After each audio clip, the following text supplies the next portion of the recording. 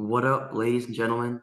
This is a big one. This is a massive one, and I'm so excited we could finally make this happen. I'm here with none other than Mr. Matt Sweeney, who is the guy that does it all, the jack of spades, master of trades, someone who has worked with my idols, my inspirations, as an idol and inspiration, who has worked with quite literally I would say like one of the biggest, most important video game soundtracks of all time, and then also working with the Hard Quartet, which is this sick, awesome new band, which I hopefully will see on tour. So many things going on. Master of all trades, welcome to the show. How you doing, man? Thanks for the nice intro. Oh And yeah, I and really and and, and tell me the right way to say your name, man. Jay. Jay, cool. Yeah, Yeah. awesome. Uh I'm doing all right, Jay. Thanks for saying such nice things, and I'm glad that we could talk. Oh, I'm very glad. Yeah. It's pretty crazy, Instagram, how this all happens so fast and so easy over Instagram. The first big interview, like the massive one I got, was with Braun of Mastodon, and that was That's over so cool. Instagram. Yeah, So it's really that's crazy how cool. this networking shit all happens. Well, you are clearly into it, and like relentless in the right way, and yeah, a good mix of relentless and respectful. So I keep it appreciate up. that. Keep it up. It's cool. Yeah, man. So the first thing I'd like to talk about is guitar moves. A Yeah, show man. that's kind of what got me into interviewing, I'd say that, and then um, probably Anthony Bourdain. But seeing you meet up with so many cool people like Jay Mascis, right? Dinosaur Jr. That's what kind of motivated me to get an interview with Dinosaur Jr. And then That's cool. I got to meet Jay in my hometown in the back of a club. That's And so cool. it was so I brought friends and it was at 2 a.m. and it was just I made it. Like I had the wristband, the stupid freaking backstage wristband in my room. That's cool. How But was Jay? he was chill. Cool. Honestly, I liked talking to Lou and Murph because Hmm. they're like really talkative. So Yeah, we were yeah, just kind of hanging out and talking for a while, and Jay kind of wandered off. yeah. Jay, But that sounds like Jay. yeah, but getting to Yeah. be in the presence of him and like you can feel his aura just fills up the room, and then he walked into the room after the show. Now I'll always remember. He grabbed a piece of fucking cheese, like an American slice of cheese off the table, started Mhm. chewing on it, and just walked off. Like only he could get away with doing that, and I absolutely loved that so much. That's really good. That's really good. Good detail. But yeah, so That's with cool. guitar moves, you've obviously worked with some of the most incredible guitarists of all time. What was the one guest that you worked with, and you were like, you know what, I've made it, I've done it. Well, it's a good, probably Keith Richards, but what's funny is, I had the idea of doing the show because I'm like a musician, and guitar culture sucks so hard. It's so terrible, I think. And so like a really long time ago, me and my friend Jesse Pearson, who's a really good writer, he's you should check him out. He's an amazing guy. I And definitely will. a million years ago, we had the idea for the show because all guitar shows suck, or at least we thought so, except for this one that Jesse had found, or maybe I think Jesse had found it, or maybe I found it. I can't, but we agreed that there's this BBC show from the early 80s that had a guitar player named Richard Thompson, Michael Schenker, and Ron Wood, these three guitar players. And it's just them on camera talking about how to play guitar. And for some reason, the Richard Thompson one, he's super awkward, seems miserable to be there, but he gives such good advice. He gave set like in 5 minutes, he tells more than any guitar. I was like, well, shit, this is a better guitar lesson than anything I've seen. And he's just literally like, oh, use your thumb, like play your chord like this. And then, like he just really fast just goes, yeah, and here's how you finger pick and stuff. It's all like stuff like nobody ever tells you. And so me and my friend Jesse were like, fuck, that would be such a good show. So Jesse was he ran this magazine called Vice, and back then they were just Nice. starting, yeah, Vice, and they just started they had just started a web presence. So this is a long time ago, Mhm. and so he had the idea, we had the idea, let's do the show for Vice, and so we shot an episode with Cass McCombs and with Paul Major from Endless Boogie and with Marnie Stern. We shot three things. I mean, this was like 15 years ago. I don't know, really long time ago. And um they never did anything with the episodes, and Jesse ended up quitting, and then I just kept on doing my thing. By that point, I was playing a lot of music, and I was doing a lot of studio work, and I was doing all this kind of really crazy shit that I never thought I'd do. So then Vice came back to me, and they said, we want to do the show and we want to pay you. So then Guitar Moves started properly. So, and that was like, 10 years ago, 12 years ago. It was like a long time ago. Um, but I never, this is all to say that I never planned on doing the show. You know what I mean? It was like, and by that point, my friend was gone, you know what I mean? And I really didn't have any relationship with anybody at Vice, but they said that they'd pay me, and they said that I could do whatever I wanted. And they hooked me up, which ended up not being true, because they hooked me up with a company, a really cool company called D'Addario, and they make guitar strings, Yeah, yeah. D'Addario. Yeah, yeah. So, and it turns out that they're like a family run business, and they're really sweet. So I ended up actually, so I was sort of forced to work with them, but it turns out they were really cool. And it took a second, but I was able to, like, most of the people on those shows are my friends, you know what I mean? So, like me and Josh, I've known Josh since he was like not much older than you know what I mean? And um, same with a lot of people who are on the show. But then, and nobody, and Vice would always tell me that nobody was watching the show. Then all of a sudden the show got big. I wasn't even paying attention. Like I just, somebody was like, hey, you got like hundreds of thousands of views on YouTube. I was like, no, I had no idea. So then all of a sudden, it just somehow, like, Keith Richards' manager saw the show, liked it, and they reached out to us. So it was like Keith Richards, somebody that I never would dream I'd be in the same room as, much less talk to him about like exactly what you want to talk about, Yeah, yeah. so that was the one that was definitely like, all right, this is so surreal and so cool. And I was like spazzing out, and I felt like a little kid. But like, again, part of the fun of the show is, a lot of it is just like I'm sitting around with my friend, you know what I mean? Yeah. And it's not about being great at guitar, even though all these guys are great, you know what I mean? It's about what what makes you play? Why do you like to play? What made you get started? You know what I mean? And like, not about being all great. It's just like, what's rad about guitar? And then the idea of Guitar Moves is like just that idea of like, just what are literally physical things that help, you know what I Yeah. mean? And just like, and what's a thing that you've learned that like inspired you, and then made you, because I'm sure, like, you learn one thing, then you learn a whole bunch of other things, right? Exactly. And you start to like connect it and stuff. So yeah, so it's, again, it's cool. Like, I'm so happy that you like the show, because like my dad was a Chaucer professor at Seton Hall University, and he was also a bagpiper. And he was really, really cool.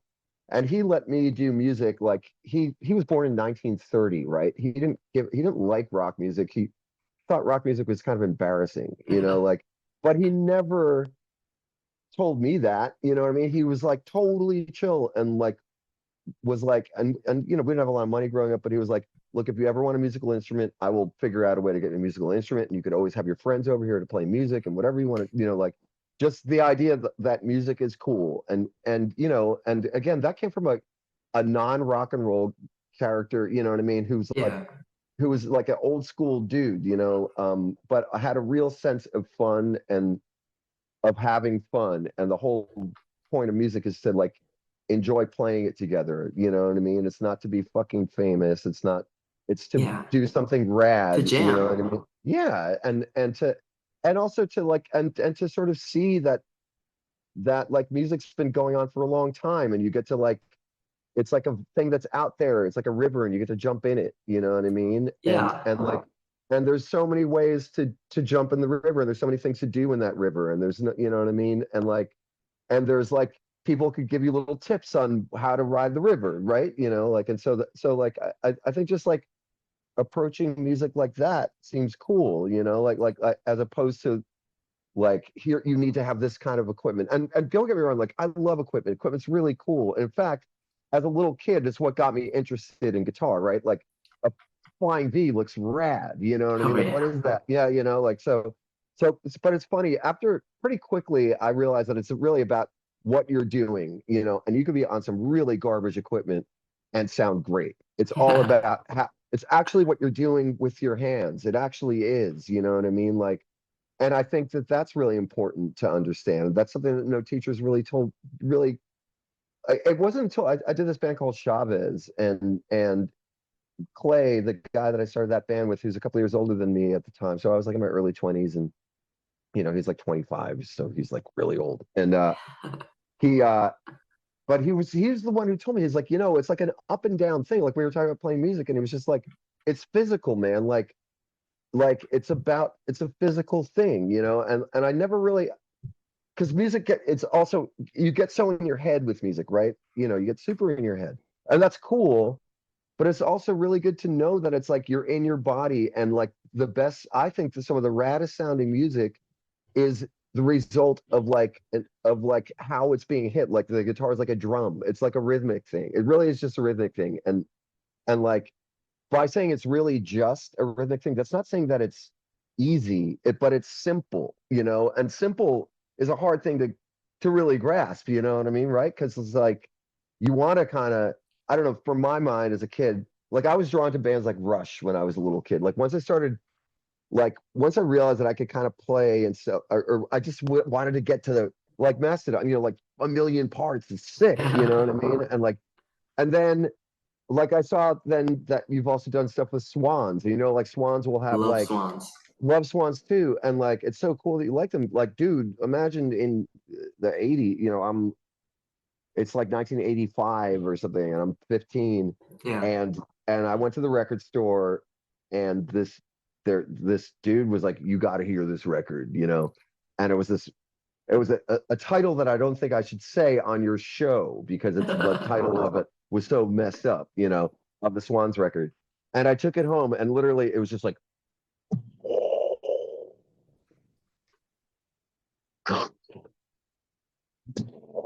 that's what it sounded like. I didn't know what speed to play it on.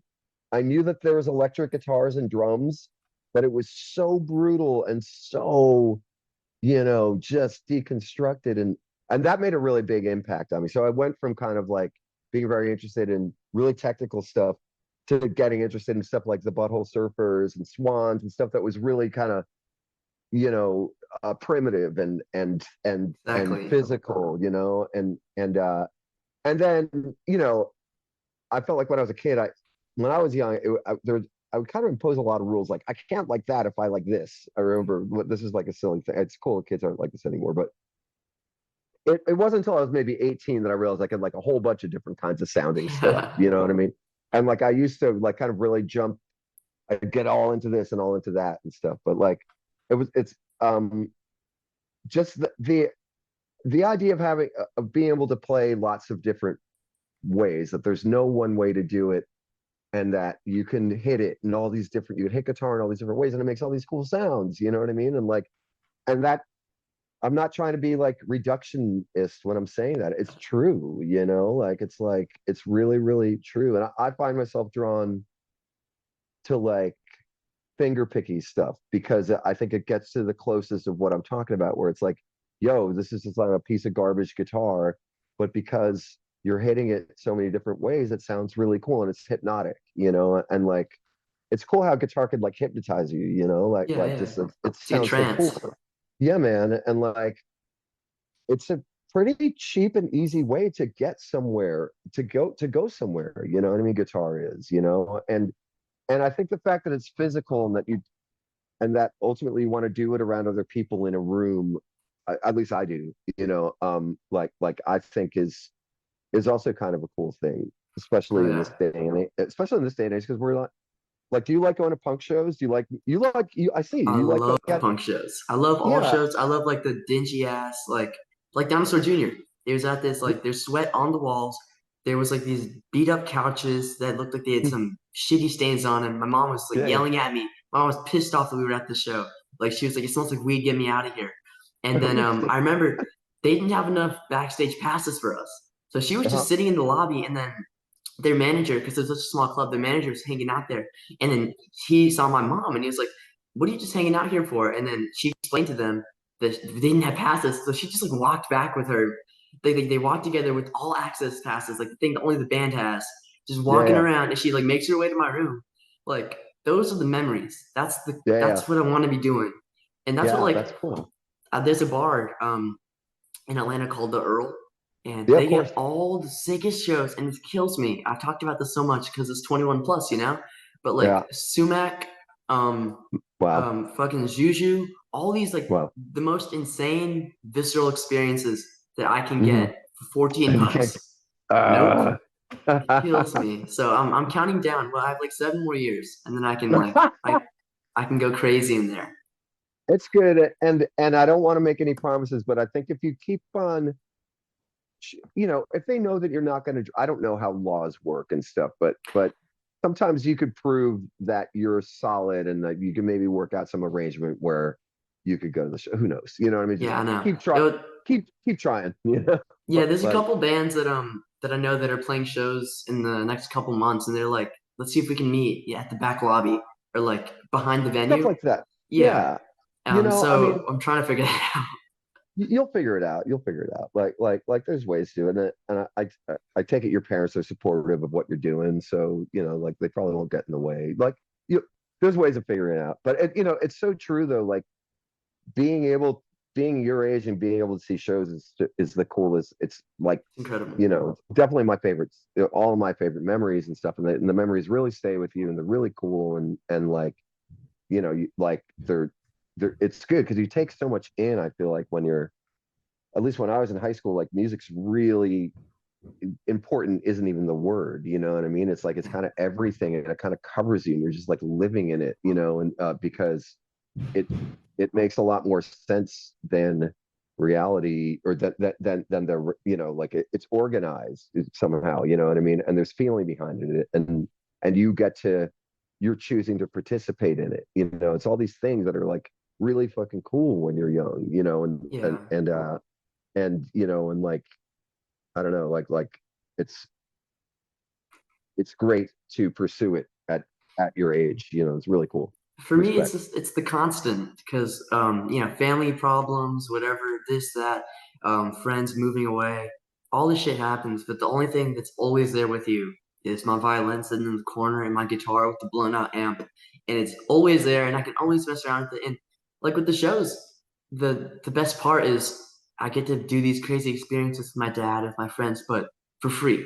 Like I know these bands, I can, and I'm not trying to like take advantage or anything, but these shows are expensive, and I'm 14. I Yeah, can't really make man. much money. Like Yeah, yeah. I do some gigging here and there, but you don't really make enough money to like constantly go It's to all shows. expensive. Yeah, yeah, for So sure, for sure. getting to like know people and like the fact that I can like do this shit and I can take my friends, it's a fever dream. Like for Mastodon, we were backstage and there was only beer and we met this lady and she got us like ginger ale and then we were hanging out with Braun and then this random dude like drunk guy stumbles in trying to get something signed and we were all making fun of him because who goes to like who how do you get a backstage pass just to get some shit signed? That is like the dingiest thing you can do. And so we were making fun of There's him and I had a can and I was like, you know what? Sign this while you're at it. And he wrote a bunch of dumb he wrote the name Mastodon and he signed his name twice just to mess around. And my dad threw it away like 2 weeks ago. So these just dumb stories and like these dumb memories are so close to home. Like I'm gonna that's remember this cool. forever. It just fizzles out tomorrow, and my YouTube gets deleted and everything goes away. I, this has only been 6 months, and it's been so incredible and so life Well, changing. Like well, your attitude about it beautiful. is really good, it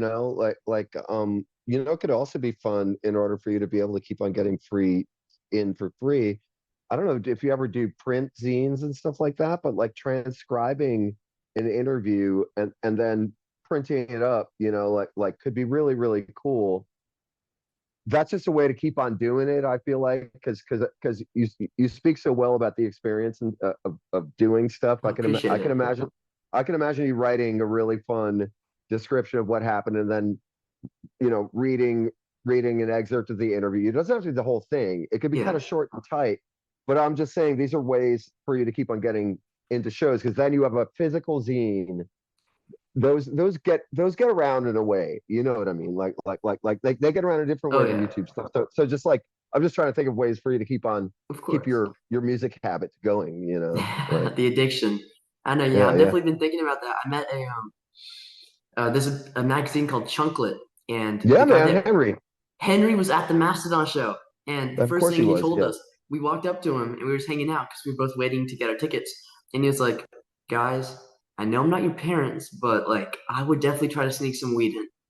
And that like my dad was standing right there, and he was just like the most hilarious. Just three like high schoolers just hanging out, and that's the fucking first thing he Henry. says. Such an incredible impression, and he's like such a interesting and beautiful guy, and he really He's inspired. a sweetie.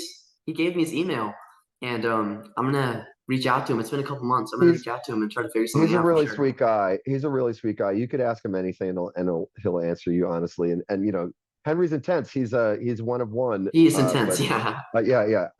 But he's been doing it a long time. That's a good, like he. You could definitely ask him whatever, and he'll probably give you an interesting answer. You know what I mean about how to do stuff and about how to move forward and stuff. Because I mean, that guy is so creative, and he's done so much amazing work. No. And made so many records, made so many things happen. Just out of enthusiasm. And like that's actually, yeah, and like the the idea of being curious, I think, is like a really important thing that like a way to be, because I think people who suck aren't curious. And by being curious, that doesn't mean that you have to ask questions. It just means that you're paying attention. You know what I Mhm. mean? And just that mindset. I mean, I think Guitar Moves is sort of about that. It was like, wait, what was that? You know what I mean? Like really paying attention to what somebody to like All the some small really, things. yeah, and going. I think staying curious is a really, really good thing just to sort of keep in mind, and to recognize that curiosity can be, you could really, it's an endlessly good thing to be curious, and that there's ways of how to be curious is also a way of living, which is again paying attention and doing the and like looking, observing Yeah. is so underrated, and going out to real places and being in real situations. It's the human interaction that like makes it. Fuck yeah, dude, like And totally, I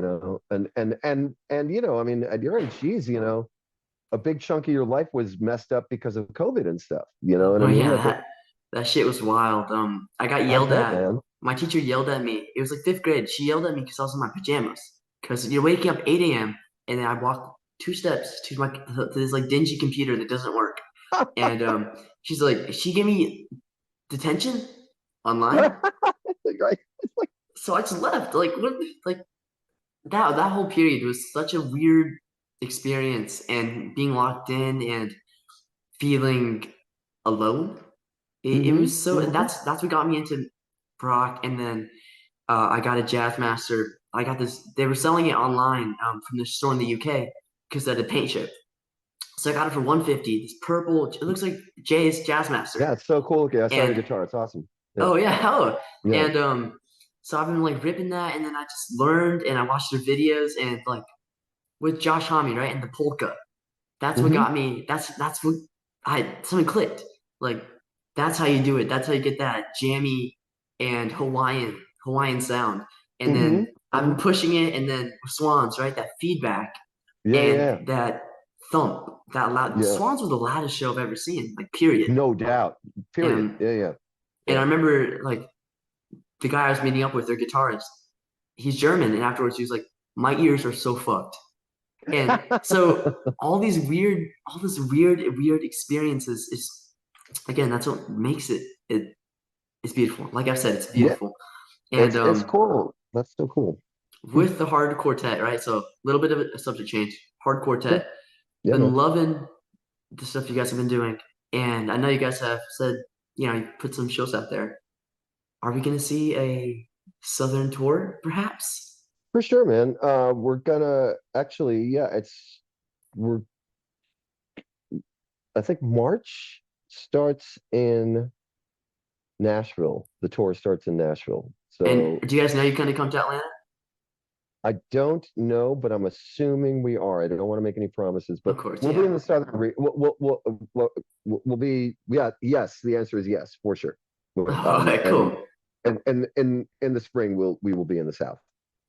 And I'm assuming that we're playing Atlanta. I I mean, like, love to hear. I absolutely love to hear that. oh I'm yeah, yeah, definitely for gonna sure. go. I'm gonna pull up for sure. Yeah, I man, know you it's gotta. gonna be an incredible show. Yeah. And We'll make sure you get in. oh, I appreciate that. Yeah. Yeah, yeah, for And sure. so we've hit Hard Quartet, we've hit experiences. Something else I want to hit on is, like I said in the beginning, video games. Oh With yeah, yeah. COVID, like you were talking about, there were maybe 12 of us that were displaced, and over summer or this summer actually, we played so many fucking video games, I bet. so much rot. What we would do is we'd wake up at I wake up at 4 p.m. Or this is my schedule. I'd wake up at 4. I would scrape up whatever change I had. So I had like a piggy bank, and every day I'd like try to find a couple quarters, some money, so I can buy some food. And I'd go bike 15 to 20 miles to not the nearest gas station, but just some gas station far away, so I can get some exercise. And I get home at night with like a Twinkie and a Mountain Dew, and then I'd hop on Fortnite, stay up till 4, and then rinse and Yeah. repeat. I did that every day for 2 months, like That's so absolutely crazy. incredible. And we got into Red Dead Redemption, and then doing some research, and I was like, I really like the soundtrack. I'm scrolling through Instagram. Keep hearing the soundtrack, and then I like to look up people's names on Spotify. Looked up your name Hmm. on Spotify because I was really liking your other bands. Like maybe it's Hmm. some solo stuff I would like, and you do some solo stuff, and then you have this incredible, literally, like I said, the generational album with I forgot who your collaborator was, but just Dave such Ferguson. Yeah. Dave Ferguson, such an absolutely incredible album. Did you know the impact that you were gonna make on That's a us? no, I mean, that's such a nice thing to hear. And oh, yeah, how do I answer that? And that's a big Uh, question. no, no, it's a cool question. So I know this is, I'll make it quick. When I was in my 20s in the 90s, I helped Rockstar Games get started in New York because yeah, That's so they cool. called. I was working at a PR company. It's for bands. We would do like press for bands. So like my Yeah. job would be like normally like you would have called me and I would set you up with the Swans, like with an interview. That was like my job. So they called up and they said, "Hey, listen, all that, like, this is in the mid '90s in New York. All the streets were being torn up because they're putting fiber optic cable in Oh yeah, under." yeah. And they go, "You know what that cable's for?" And I was kind of like, "Oh, I don't know." They're like, "That's going to connect everybody, and there's going to be video games where you could play you could create your own world. And we have this game where you drive around and you steal cars, and it's an alternate reality." I was like, "Whoa, cool!" And they said, we just want to establish our presence as a company in New York because we're really into music and we're really into house music." And they wanted to just throw parties and call it the Rockstar Loft and do these parties. And they're like, the video game stuff is going to come later. I was like, you guys are really smart. Whatever the hell you're doing, I'm on board. So I got to know, and I'm not a gamer, but I from the kind of very early on had an understanding of what that particular company was trying to do, which is to use that music was a big way in for them and a big thing, and they really take it so damn seriously. So decades past, they're the biggest thing in the world, and da da da. And I was at uh, my local bar, and a guy from the company from Rockstar Games came up to me and said, "Hey, and I'm trying to remember there's some other anyway, a lot of my friends worked there over the years and stuff like that. So this guy comes up to the bar. I was like, "Oh yeah, Rockstar Games, sure, you're the big video game company there." And he's like, "Yeah," and he's like, "Would you be interested in doing some stuff?" And I was like, "Yeah, yeah, sure." And he's like, "No, I'm really serious." I was like, "Okay, sure." And then it happened kind of quick with it. Um, and there's lots of NDAs. I don't think it really matters, but what he approached me about was like, he's like, "We're doing Red Dead Redemption 2. A lot of the music is done, but we have a lot more music to do." And they tapped me because they knew the kind of music that I made, and I got asked to do it. I got asked to do it alone. They were like, "We Uh-huh. need to do." we need to do all of this interstitial music. There's already a big composer on the thing who's done a lot of the work. He's like, but there's all of this open world stuff. I was like, open world, whatever that means, you know. And there's like, but I quickly they said we need like acoustic music, and we need it, and we're gonna need it for like scenes in like saloons, and you know, and also we need kind of spacey, groovy numbers for like where nothing happens, but it has to move it along and stuff. And so and then they told me more about when the game, like what the concept of the game was, and that's when I was like, oh shit. I was like, I'm gonna have to get my friend Dave Ferguson involved, because Fergie was Johnny Cash's engineer and like main dude. Yeah, look up Dave That Ferguson. is He's so amazing. sick. Yeah, yeah. And so I met him. He's he's like a mentor of mine, you know, and he's this grumpy. I don't know if you saw the Sturgill Simpson I episode. did. It was great. It's that guy. It's the guy at the end. That's Fergie. So that's Fergie this looks, dude. he's such a cool guy. He's so gnarly, yeah. And so he so I told the Rockstar Games guys, I was like, I don't know what your budget is, but I'm willing to take half the money because you need to do it with this guy. Like, I'm, you know, I would like, we need to do it in Nashville. We need to do it at Dave Ferguson's place. He knows every guy. He knows every serious bluegrass guy there is. And so, but to answer your question, does Ferg know what the fuck a video game is? No, no idea No even whatsoever. concept, nothing. No concept, none. Like, and you know, he's like the smartest dude I know. He just, you know, like he's in his mid 60s now, but whatever. So this is 10 years, whatever. He's like this late middle aged, you know, Nashville hillbilly, Yeah. you know, genius guy. He doesn't know about video games. None, no idea. So when I pitch it to him, he's like, all right, let me get this straight. You know, just imagine trying to explain to that guy what we're supposed to do. But luckily, Ferg is obsessed with movies. So it's like, oh, so it's like a Western, and it never ends, and you can control the thing. All right, I got this, you know. So we it ended up being a really amazing project where the other funny thing is most of the musicians who play on it also did not know about what this thing was or what the impact was. They really had no idea. And we spent, you know, we did this over a couple of, at least, I don't know, 2 years, and we must have worked on it, you know, on and off, you know, but we'd go in for a week and go, you know, and the video game guys would come down there, and they'd sort of sit there as like very low key producers, but we really need, you know, because there's so much context to all Of this stuff. course, yeah. So it'd be like, okay, here's the situation. They would explain like, here are the characters, and this is the mission or whatever, you know. And again, keep in mind, so much of the game had already been scored, but we still had Uh-huh. all of this. So we were kind of like the B team, you know what I mean, of doing the smaller missions, and they're totally clear about that. You know, they're like, these are small missions, and these are like little character pieces, as they call them. You know, like we're funny little things. Yeah. But it just kept on going, and it went really good. And then Fergie, they ended up being like, oh, we need this song, this house building song, and you know, and I remember Ferg just threw it out there, did it. Basically, that demo, that song was the demo. And I remember, yeah, and I remember they were like, they kind of hit me. They're like, well, what should we do with this? I was like, I think that's it, you know. And they're like, well, should we get somebody more famous to sing it? And it was really interesting. There was a lot of thought as to what was going to happen with that song. Again, because it was like they saw the potential of that song, and they were really supportive. So to answer your question, I knew that we were working on a huge game, and then as I was saying, over time, Yeah. like a guy would come into the studio and be like, my kid just told me about this game. Like, this game's like a really big deal, you know? And I'd be like, yeah, you know, like, but it was really kind of funny, like just how sort of pure the playing, the players were. There's, you know, there's a cool, if you look up Red Dead Yeah. Redemption 2, Sweeney Ferguson, on YouTube, there's a thing of us playing stuff live, of playing those songs live. And it's really cool. And it's in the studio, and it's with a lot of the guys who are on the record. And if you want to get an idea of like who played and stuff, Uh, it's pretty cool.